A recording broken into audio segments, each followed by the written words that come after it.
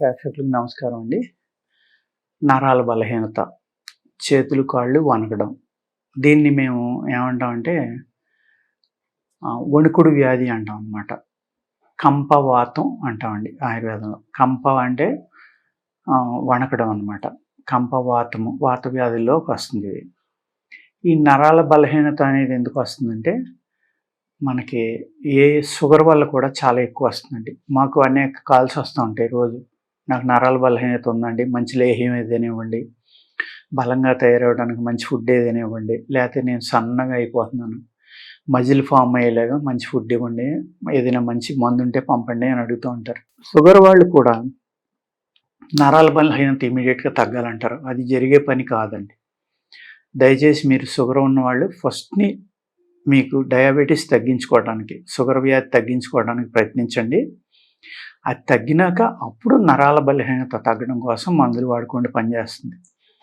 అలా కాకుండా నాకు షుగర్ ఉన్నా పర్వాలేదు, బలానికి ఏదో ఒకటి ఇవ్వండి అంటే మీరు మీ పైసల్ని ఊరికే అనవసరంగా ఖర్చు పెట్టినట్లు లెక్కండి. ఎందుకంటే షుగర్ వ్యాధి అనేది కంట్రోల్ అవ్వకుండా మీ శరీరంలో బలం అనేది పెరగదు. పూర్తిగా తగ్గకపోవచ్చు, కంట్రోల్ అయిపోయి దాని యొక్క సైడ్ ఎఫెక్ట్లు లేకుండా కనుక మీరు ఆయుర్వేదం వాడుకుంటే తప్పనిసరిగా మీకు ఈ నరాల బలహీనత అనేది తగ్గడానికి అవకాశం ఉందండి. అలాగే ఈ వణుకుడు వ్యాధి అనేది ఆటో ఇమ్యూన్ ప్రాబ్లం అన్నమాట. అలాగే పారంపర్యంగా కూడా వస్తుంది, హెరిడిటరీగా కూడా వస్తుంది. ఈ 2 రకాలుగా ఉంటాయి. ఈ నరాల బలహీనత అనేది కూడా హెరిడిటరీగా కూడా వస్తుందండి. అంటే వంశపారంపర్యంగా రావడానికి కూడా అవకాశం ఉందన్నమాట. అందుకు మీరు ఏం చేయాలంటే, ఈ ఈ వ్యాధి ఉన్నవాళ్ళు డాక్టర్ దగ్గరికి వెళ్ళినప్పుడు మీ వంశంలో ఇంకా ఎవరైనా ఉన్నారా, మీకు ఎప్పుడు మొదలైంది, ఏ విధంగా మొదలైంది, మీ ఆహారం అలవాట్లు ఏంటి, ఇవన్నీ తెలుసుకున్న తర్వాతే ఆ డాక్టర్ గారు అడగకపోయినా అన్నీ విపులంగా చెప్పండి. చెప్తే అప్పుడు దాని నుంచి మీకు చక్కని మందు మీకు అందుతుందన్నమాట. అలాగే బలమైన ఆహారం తినటం అనేది చాలా ఇంపార్టెంట్ అండి. ఈ వణుకుడు వ్యాధి కానీ, కీళ్ళ వ్యాధి, వాత వ్యాధులు ఉన్నవాళ్ళు. ఈ వణుకుడు వ్యాధి అనేది నరాల మీద ఎక్కువగా చూపిస్తుందండి దీని ప్రభావం. అదేవిధంగా బ్రెయిన్ మీద 2 రకాలు ఉంటాయన్నమాట. ఈ వణుకుడు వ్యాధిలోనే ఇందులో ఒక రకం బ్రెయిన్కి వచ్చిందని అల్జీమర్స్ అని కూడా అంటారు. ఇది ఉన్నవాళ్ళ పేషెంట్లు ఏంటంటే ఇబ్బంది, ఇంట్లో వాళ్ళని 24 గంటలు కాపలా కాసుకోవాలి. లేకపోతే ఇంట్లో అన్ని డోర్లు కూడా తలుపు వేసుకుని తాళాలు వేసుకుని ఉంచుకోవాలి. ఎందుకు అంటే ఈ నరాల వీక్నెస్, వణుకుడు వ్యాధి ఉన్న వాళ్ళకి ఏంటంటే అది బ్రెయిన్కి కనుక వస్తే వాళ్ళకి జ్ఞాపక శక్తి పూర్తిగా కోల్పోతారు. వాళ్ళు రోడ్డు మీదకి వెళ్ళారనుకోండి, వాళ్ళ ఇంటికి రావడం వాళ్ళకే చేత కాదు. అలాగే ఇంట్లో వాళ్ళని కూడా గుర్తుపట్టలేరు. మనం పలకరిస్తే ఎవరు నువ్వు అని అడుగుతూ ఉంటారన్నమాట. అది కూడా ఇందులో ఒక భాగమే. అంచేత మీరు ఆహారం అలవాట్లు అనేది ప్రతి దాంట్లోనే మార్చుకోవాల్సిందే. ఆహారం అలవాటు మార్చుకోకపోతే మీకు ఏ వ్యాధి కూడా తగ్గదండి. ఇక్కడ బలమైన ఆహారం తీసుకోవాలి.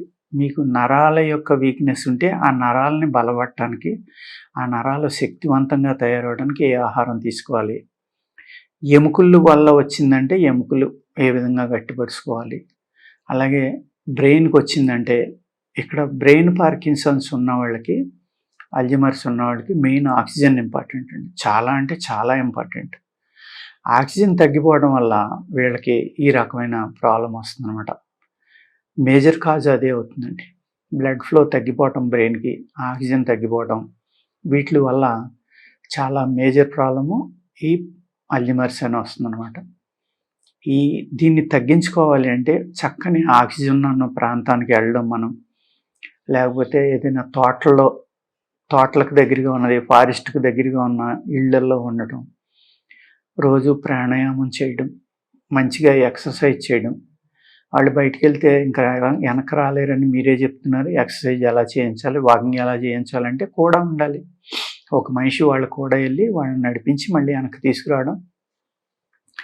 ఈ శ్వాస వ్యాయామం అనేది చాలా ఎక్కువగా చేయిస్తే ఈ వణుకుడు వ్యాధి నుంచి కానీ, లేకపోతే అల్జీమర్స్ నుంచి కానీ, ఈ నరాల బలహీనత నుంచి కానీ బయటపడడానికి చాలా అవకాశం పెరుగుతుందన్నమాట. మీ రిజల్ట్ చాలా బాగా పెరుగుతుంది.